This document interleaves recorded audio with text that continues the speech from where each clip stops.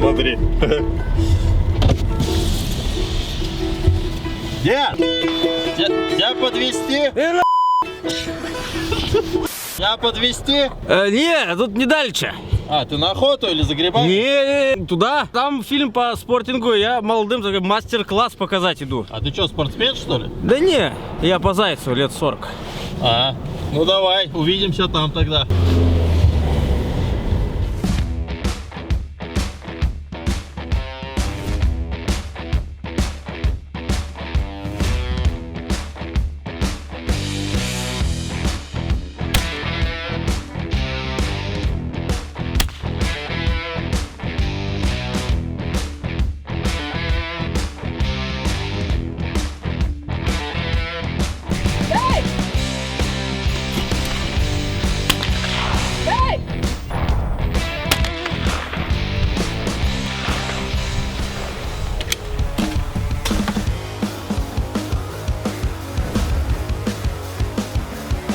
В общем, это стрельба по тарелкам.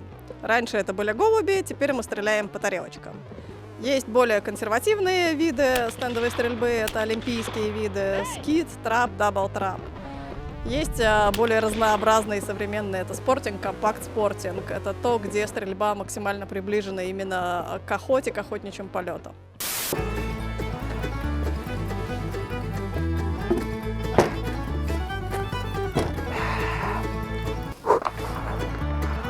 Я в их интернетах видел, они за деньги покупают тарелки, а я у бабки одолжил. Ну-ка дай.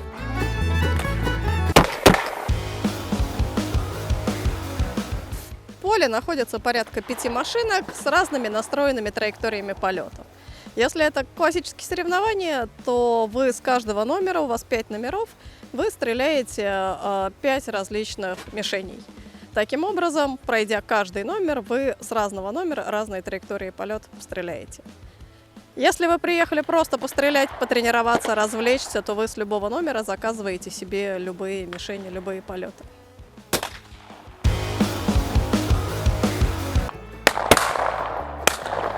Технодед. У меня на все случаи жизни один мультитул. И в лодке грести можно, и забор подпереть, и бабахнуть. 2 трубы и кость бобра, и готово.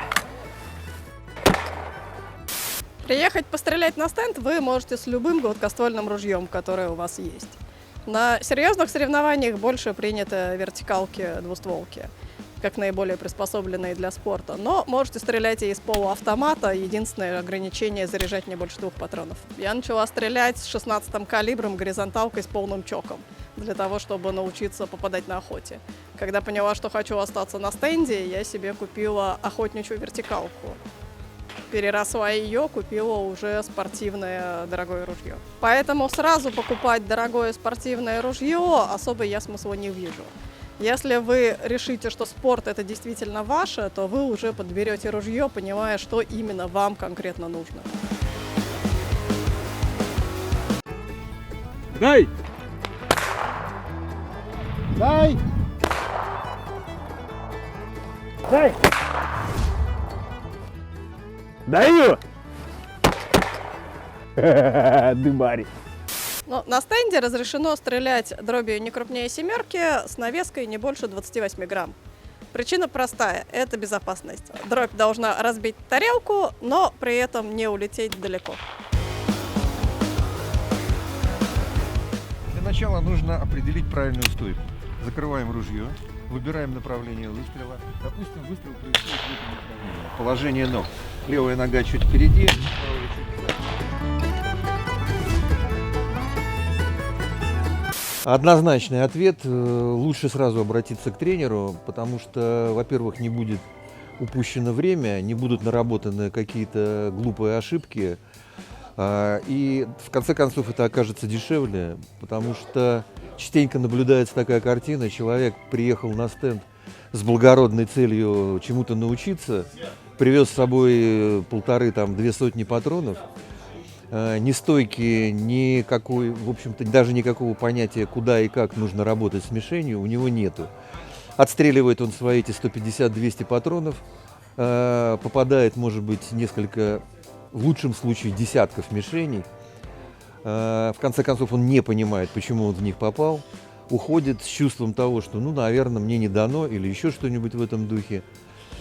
И в конце-то концов, если бы он привез с собой не 150, а 50 патронов, а остальные деньги истратил на тренера, у него бы получилось гораздо дешевле. Так что ответ однозначный. Лучше сразу. Может быть, это не нужно 10 занятий, но первое, по крайней мере, хоть что-то понять.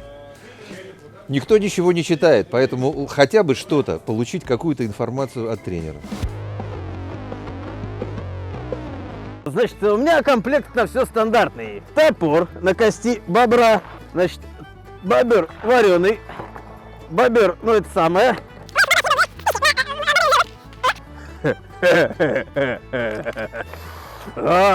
И волосатая лыжа. Ну, как минимум, вам нужно ружье, защита ушей, это наушники или беруши, и защита глаз. Это тот минимум, без которого никуда. А дальше это уже вопрос комфорта, удобства. То есть это стрелковый жилет, где у вас есть карманы для патронов, где у вас удобная вкладка, ничего не цепляется за одежду. Кепка летом от солнца, от дождя, зимой от снега. Полотенчика протереть очки, которые чем-то залепляет дождем или снегом. На ботинки часто используется такая накладка, чтобы было куда вам всегда упереть ствол и не пачкать его об землю. Одежда, обувь. Есть много специализированной для стендовой стрельбы одежды и обуви. Это уже вопрос комфорта. Услуги тренера в зависимости от того, кого он тренирует, стоят по-разному. Допустим, если люди обратятся к моему товарищу Гончарову Кириллу, который занимается, так скажем, шлифовкой спортсменов, к нему приходят люди, которые уже достигли приличных высот. Ну, он, честно говоря, из них действительно воспитывает настоящих спортсменов. Кстати, он является тренером Макарова Аяла. Когда он завоевал звание чемпиона Европы и чемпиона мира, они как раз были вместе тогда и занимались вместе. Я не могу сказать, что у нас тут кузница чемпионов. Я действительно, я и больше люблю работать с начинающими, потому что, во-первых, быстрее видна отдача. Мне очень интересно, когда человек, придя на стенд, не умея ничего, через 50 патронов, ну, достаточно часто такие случаи есть, начинает стрелять уже, ну, не то чтобы хорошо, но он понимает, что от него требуется, и начинает попадать в мишень. Так что у меня занятие стоит 2000, а там дальше обратитесь к тренерам, которые занимаются чемпионами, и они вам сами расскажут, сколько у них стоит занятия. В клубе «Северянин» тарелочка для человека, пришедшего с улицы, стоит 17 рублей. Для человека, который является членом нашего клуба, тарелочка стоит 12 рублей. То есть разница, в общем-то, вполне ощутимая. А если заниматься много, то это дает уже приличную экономию. За тренировку начинающий спортсмен, который пришел первый раз, ему иногда бывает достаточно 50 выстрелов, то есть, соответственно, 50 тарелок. Даже на этом небольшом, даже несмотря на то, что количество тарелочек небольшое, человек успевает, если он действительно работает, успевает устать и перестает контролировать себя. Спортсмены высокого уровня могут стрелять. Тренировка может длиться целый день, и количество патронов, наверное, ограничивается только временем тренировки. Вот и все. Но в отличие от классических видов стендовой стрельбы, скита и трапа, где все стандартизировано, спортинг имеет максимальное разнообразие полетов, траекторий, плюс бывают разные соревнования, бывают ночные стрельбы, бывают охотничьи соревнования с неизвестным вылетом, охотничьей тропой. То есть здесь может быть все что угодно. Добиться средних результатов может любой практически человек. Что значит средний результат? Ну, наверное, это все-таки какое-то количество мишеней из какого-то количества, выбитое, разбитое количество мишеней. Наверное, 15 из 25 это может любой человек выполнить. И хотя спортинг не является олимпийским упражнением, но он официально признан, и так же, как в любом другом виде спорта, спортсмен может стать, в конце концов, мастером спорта.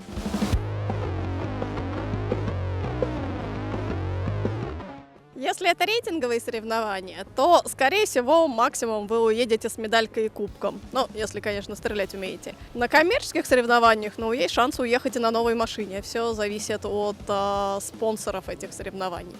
Но, опять-таки, если умеете стрелять. Но спортинг — это не только спорт, но это еще и прекрасное времяпрепровождение, и для всей семьи в том числе. То есть это и общение, сюда можно приехать всей семьей, на многих стендах есть детские площадки, детские комнаты, где можно оставить ребенка и пойти пострелять. Есть рестораны, где можно пообедать. То есть, ну, хорошее времяпрепровождение. Мой собственный старший сын вырос на этом стенде, собственно, здесь в детской комнате.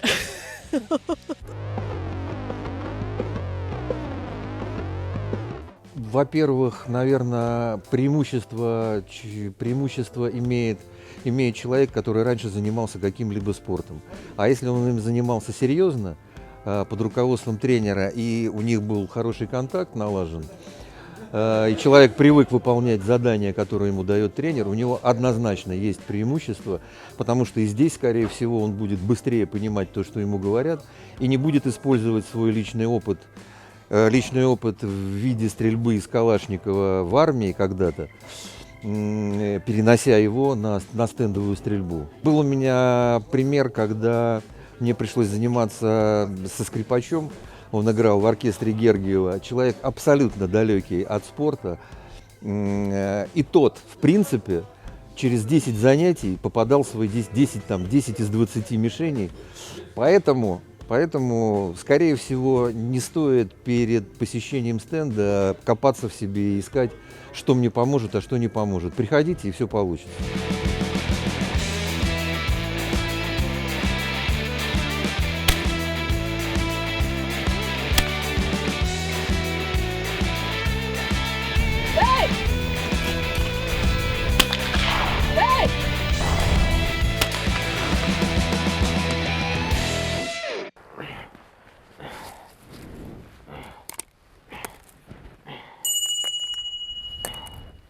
Меня батя учил, все, что добыл, то съел.